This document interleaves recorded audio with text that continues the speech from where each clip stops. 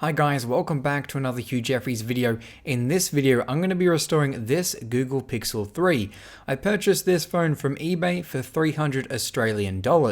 Now while this phone still works, it has a smashed screen and back panel. As of making this video, this is the latest smartphone from Google which retails for $1,200. Now before we get started, I'd like to thank iFixit for sponsoring this video. Get parts, tools, and guides at ifixit.com/HughJeffries or at the link below. Right, on with the video. So to begin, I'm going to need to remove this back panel first, which will allow me access inside the phone. To do that, I heated up the back with a rework station, then applied a suction cup to the back, which allowed me to put a little jimmy tool in between the glass and the frame of the phone so I could actually get enough of a gap in so I could insert some plastic picks. Now my aim for this is to remove the back panel without trying to further damage it. Luckily, I was able to heat up the sides enough that I got a nice big chunk and didn't crack any more of the bottom of the phone. Moving up to the top though, that was a little bit of a different story because it is completely shattered, so I did have to sort of break away most of the glass, which shattered into a million pieces. It also should be noted that you should be wearing safety glasses for this because the glass has a tendency to just absolutely fly all over the room. With all the glass loosened up, I can lift away at the back panel, being careful not to take it off too far though, because I'll need to disconnect the fingerprint reader from the back, which is connected with a flex cable. Taking a look at the new replacement back housing, which I sourced out of AliExpress as iFixit was actually out of stock on this part, you can see it's clearly a used part off of a Google Pixel 3, which is disappointing considering it cost me $46.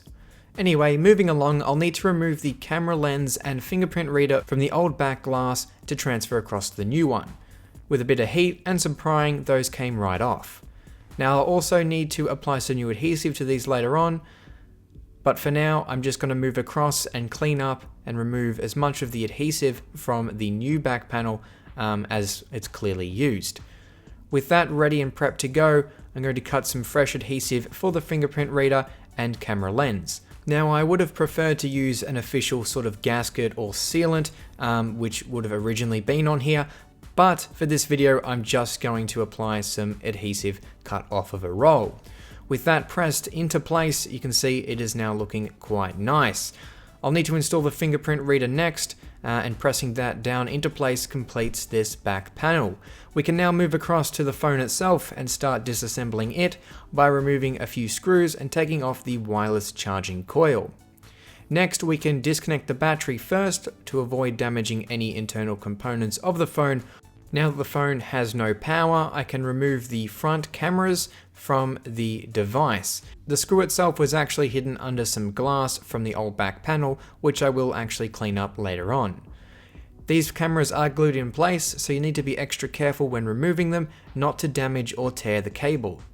With that removed, I can disconnect this flex cable and move down to the lower half of the phone where I can remove the speaker assembly. There is many grounding clips throughout this phone, so you'll need to make sure to keep those safe and reinstall them when the time comes to reassemble the device.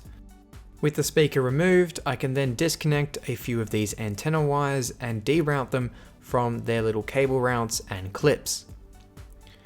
Making sure to disconnect the flex cable for the dock connector and SIM card reader, I can move back up to the top of the phone where I can disconnect a whole heap of flex cables which are connecting to the motherboard of the phone.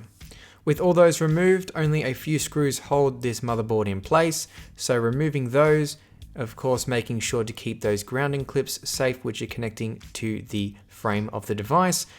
We can then pry it up a little bit, getting it loose before folding it to one side and being able to remove the board in one giant big piece. This is also a very fragile component of the device, so be careful when removing that.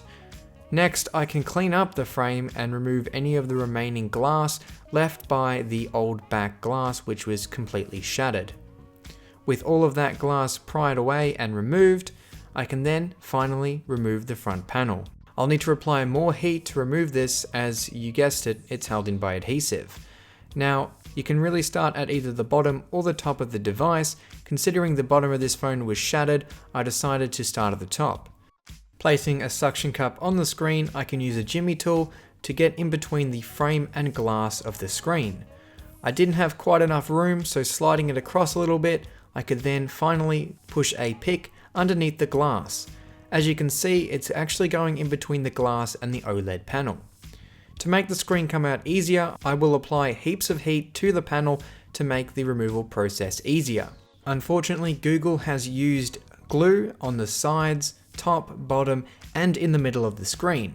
This makes the removal process much more difficult and will result in completely destroying the screen in the removal process.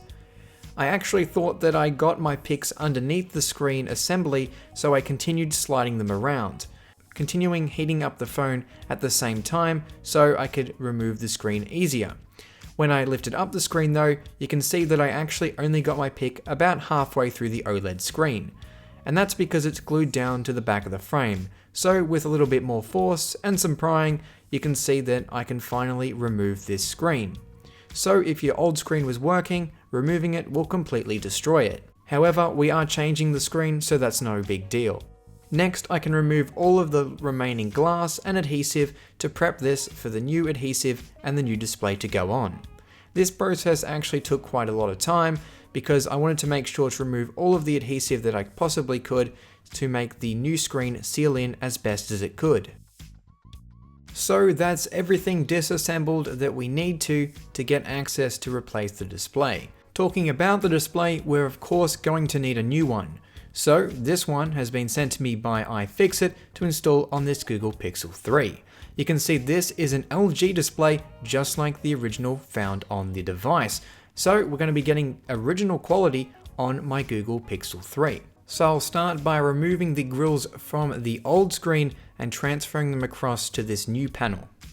With those installed, I can prep the frame of the device with a new band of adhesive which will hold the new screen in place. It's important to make sure this is lined up because you don't want any excess adhesive going out the sides of the phone, as that will make the repair job look very unprofessional. With everything pressed down and sealed into place, I can then remove the protective film in place of the adhesive and get the new screen and remove all of its protective films and reveal its new adhesive for the middle section of the screen, and it's time to reassemble the two halves back together. I like to align both the top and bottom first and pressing those in place, and then proceeding along to the sides. That seems to make everything sealed down very good. Next, I can install the motherboard back into this Google Pixel 3, making sure not to snag any of the cables and rerouting everything as necessary. There is also a very fragile piece of tape which goes from the motherboard itself and across to the battery. This was torn, of course, when I removed the motherboard, and I didn't have anything to replace it with, so I just tried to stick it back as best I could. I believe this might just be something to tell Google if they ever work on your phone or do a warranty repair that you've obviously been inside the device. Anyway, I can connect everything up and begin screwing everything on the motherboard itself back into place, making sure to attach the grounding clips in their proper location. Next up to be reinstalled into the Pixel 3 is the two front-facing cameras, the standard and ultra-wide. I do recommend testing out the cameras when testing the device to make sure that they are functioning correctly, and do this before you reinstall the back panel, otherwise it is sealed down and you won't be able to get into the device and are probably likely to crack the panel trying to remove it. I can then reinstall the speaker assembly, screwing it back into place and connecting its flex cable.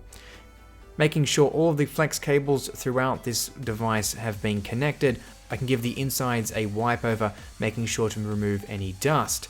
We're almost there. It's time to reinstall the wireless charging coil and its appropriate screws, which help hold in some more components of the phone.